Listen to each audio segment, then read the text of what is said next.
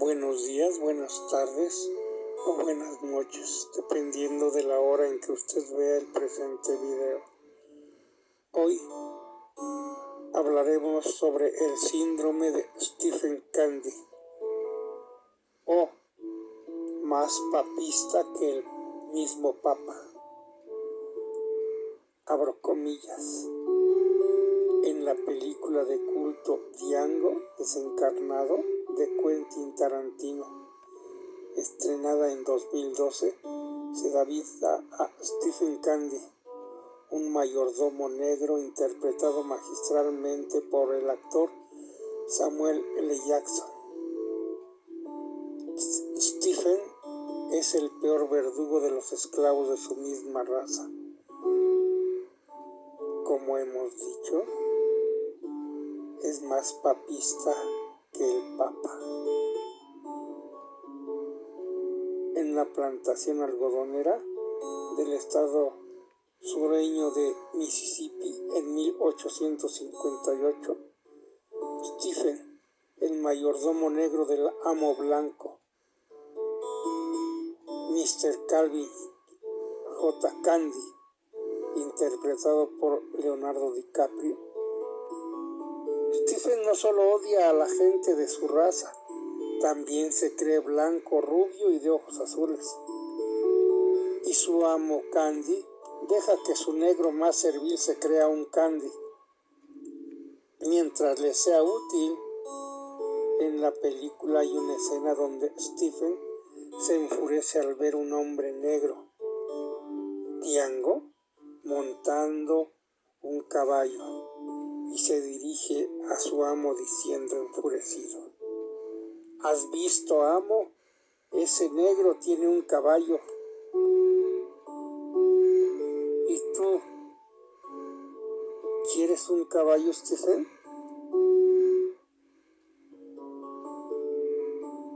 ¿Para qué coño quiero un caballo? Lo que quiero es que él no lo tenga. El síndrome de Stephen Candy se refiere a lo que hacen los que defienden los privilegios del patrón más que el mismo patrón. Son aquellos que se sienten felices si el patrón anda contento ese día. Tan felices que si tuvieran rabo lo agitarían como un perro. Son los que vuelven a casa a cenar con una sonrisa satisfecha como si fuera lo mejor que les pasó en el día. Suspiran y dicen: andaba contento el patrón hoy. Ustedes conocen a los Stephen Candy. Tal y como está estructurada la sociedad de hoy, es el ámbito propicio para que florezcan como una plaga los Stephen Candy. Como el mayordomo negro, esos esclavos creen pertenecer a una clase social superior a la de sus congéneres, a la de los de su raza o condición social. Los amos le han hecho creer a este tipo de personas que son de su misma clase. Ellos reniegan de la clase trabajadora. Esos vagos son chusma que pretende vivir del Estado y sus bonos. Creen en la meritocracia y en el sistema neoliberal de la no intervención del Estado en la economía de mercado, pero buscan con denuedo el atajo, la puerta de atrás o la gatera que les indica el amigo, el familiar o el politicastro de turno para darle acceso a sus mejores puestos o estamentos, para que se les abran las puertas para cobrar subvenciones a fondo perdido. Se autodenominan emprendedores, pero siempre con padrinos, siempre arropados por la oligarquía que le dan acceso a contratos amañados con sobrecortes con cargo al dinero de todos. Los Stephen Candy son la incongruencia llevada hasta la estulticia más supina. En sus mentes se produce la enajenación ideológica, que no es otra cosa que ser ajeno, es decir, estar fuera de uno mismo, verse a sí mismo como alguien extraño. podríamos decir que es un trampantojo de la propia realidad personal, un espejismo de verse en una situación ficticia o como alguien diferente, un autoengaño del que no es consciente porque no se quiere ser consciente, algo más complicado de entender y de explicar de lo que en principio parece y de muy difícil solución. Defender a los ricos siendo un asalariado implica una enajenación ideológica que deriva en algo similar al síndrome de Estocolmo, el cual consiste en que una persona secuestrada termina por colaborar con su secuestrador. Esa enajenación ideológica les hace obviar todas las tropelías y corruptelas que realizan continuamente sus amos, sin ningún reparo, mediante los partidos políticos afines a los que los ponen a trabajar a su dictado y que aprueban leyes que siempre les benefician y que van en detrimento de los Stephen Kennedy. A esos negros con ínfulas de blanco se les bombardea continuamente desde los medios de comunicación afines hasta que somatizan los eslogans más absurdos y estrambóticos como el de roba pero hace obras, o las mentiras más flagrantes como la de si sigue vivo. Los Stephen Kennedy actuales defienden con su fanatismo a ultranza a sus propios maltratadores, los respaldan con un apasionamiento y una tenacidad desmedida, y lo que dicen sus amos y sus perros de jauría, es decir, la prensa canallesca como el comercio, para ellos son poco menos que dogmas de fe, algo que no se cuestiona porque es la verdad absoluta. Los Stephen Kennedy consideran que el resto de la humanidad que no son y piensan como ellos están poco menos que adoctrinados o lobotomizados. Por eso ellos tratan de salvarnos de las feroces garras del comunismo y el caviarismo que nos tienen oprimidos y esclavizados. Ellos tratan de hacernos ver que en su lado estaremos a salvo. Si de algo sabemos en este país es de salvapatrias, burguesía y pleitesía. Puedo entender, pero no compartir que la burguesía se enroque para defender sus prebendas, canonjías y privilegios. Ellos reclaman esas prerrogativas y extensiones porque están convencidos de que se las merecen. Incluso las reclaman como vitalicias. Consideran que son una justa compensación por lo mucho realizado para contribuir a la sociedad a la que pertenecen. Pero con lo que no confrontamos, con lo que no confraternizamos, ellos solo se codean con sus pares, nunca se mezclan con el vulgo como la plebe, como la chusma. Los Stephen Kennedy rinden pleitesía a todos esos burgueses con los que ansían cruzar la vista, que les pasen la mano por el lomo y les tiren las migajas de las obras. Se muestran ufanos cuando hablan con otros congéneros de sus amos y de su cercanía.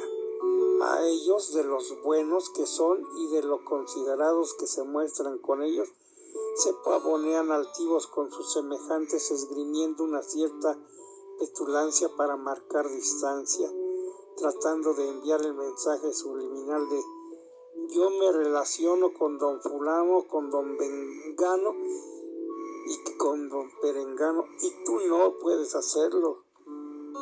Tú no perteneces a nuestra clase social. Un vano intento de dar envidia cuando en realidad lo que producen es lástima. Vivir en esa impostura tiene que ser agotador y frustrante, pero como dice el dicho, antes muerta que sencilla.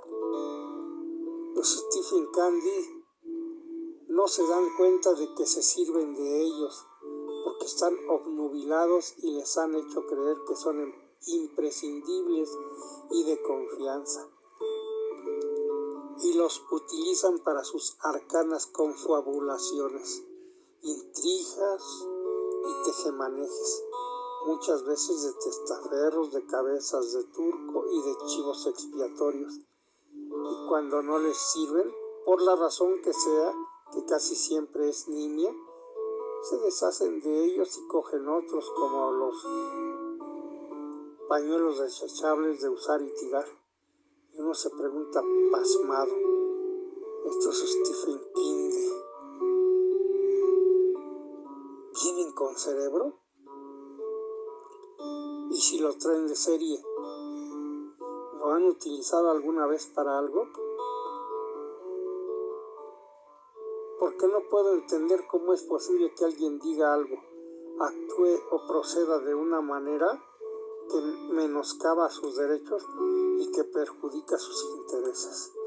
Y todo por el mero hecho de conseguir una mísera lisonja o solamente una palmadita en la espalda de unos tipos a los que él les importa menos que nada. Los Stephen King, que el problema mundial del cambio climático, los ahogados del Mediterráneo, ciudadanos y súbditos. En todos los países coexisten dos mentalidades antagónicas absolutamente opuestas por el vértice. Los que se consideran ciudadanos, que son personas libres consideradas como miembros activos de un Estado, titulares de derechos políticos y sometidos a sus leyes. Y por otro lado están los que se consideran súbditos, que son sujetos subordinados voluntariamente a la autoridad de un superior con obligación de obedecerle, en cuya tarea hallan la felicidad. Aristóteles, que junto a Platón fueron los padres de la filosofía occidental, decía sobre el ciudadano: a menudo se discute sobre el ciudadano y en efecto no todos están de acuerdo en quién es el ciudadano. El que es ciudadano es una persona en una democracia. Con frecuencia no es ciudadano, es una oligarquía. Muchas veces me he preguntado, imagino que muchos conciudadanos también, porque un trabajador asalariado que no deja de ser obrero, aunque los Stephen King renieguen de ello, decía que me causa una extrañeza incomprensible ver cómo un obrero puede votar a unos partidos reaccionarios que le van a recortar hasta las pestañas por expreso deseo de la burguesía, que es la que manda de verdad y a la que los Stephen King idolatran. Debe ser algo parecido al masoquismo. Vuelvo al diccionario de la Real Academia Española y busco sobre el vocablo en cuestión, y dice en su segunda definición: complacencia en sentirse humillado o maltratado. Me pregunto qué complacencia se puede obtener en que uno perciba que le recortan derechos civiles y laborales, en que le aumenten la edad de jubilación, en que le recorten las pensiones, en que le cierren ambulatorios y urgencias, en que se recorten o anulen las prestaciones a incapacitados, en que desaparezca el Ministerio de la Mujer y los juzgados de violencia machista, los juzgados que le imparten justicia a estos ciudadanos, por enumerar algunas cosas que harían los partidos a los que apoya la oligarquía patria. ¿Qué les produce complacencia a los Stephen King? ¿Por qué defienden a los partidos políticos que los llevan a perder sus derechos y defender los privilegios de quienes oprimen al trabajador. En cada país hay gente que, siendo humilde, siendo mestizo, porque alguien le dirige la palabra, algún rico, algún político, alguien que social o económicamente está en otro nivel,